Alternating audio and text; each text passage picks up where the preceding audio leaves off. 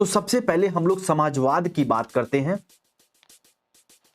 समाजवाद को अगर सीधे सीधे शब्दों में दोस्त हम लोग समझना चाहें तो ये कह सकते हैं कि देश या राज्य के जो संसाधन होंगे उस पे पूरे नागरिकों का अधिकार होगा, चाहे वो गरीब हो, चाहे वो अमीर हो, चाहे वो अल्पसंख्यक हो।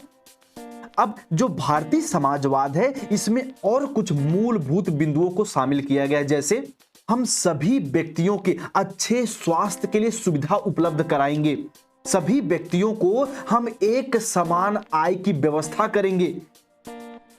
क्योंकि भारत में अभी भी देखने को मिलता है किसी किसी व्यक्ति की कमाई एक दिन में 400 रुपए है और किसी किसी व्यक्ति की कमाई एक दिन में 4000 रुपए है, 4 करोड़ भी है।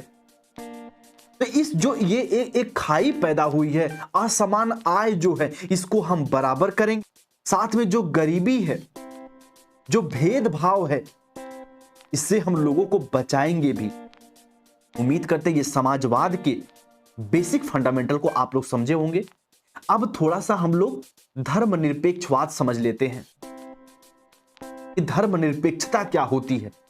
तो कह सकते हैं कि धर्मनिरपेक्षवाद का सीधा सीधा मतलब यह होता है, खासकर भारतीय संदर्भ में, न पूर्ण रूप से धार्मिक, न पूर्ण रूप से गैर धार्मिक, न पूर्ण रूप से धार्मिक विरोधी। यानी हम अपने देश के अंदर किसी विशेष धर्म को सबसे ज्यादा बढ़ावा नहीं देंगे। ये केंद्र सरकार और राज्य सरकार इसको सुनिश्चित करती हैं, संविधान में ये प्रावधान है। हम अपने देश में धर्म के आधार पर किसी के साथ कोई भेदभाव नहीं होने देंगे।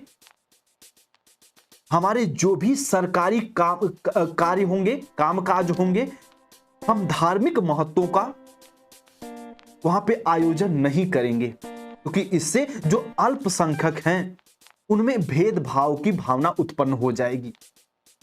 तो ये भारतीय संदर्भ में धर्मनिरपेक्षता का ये एक आप उदाहरण देखें।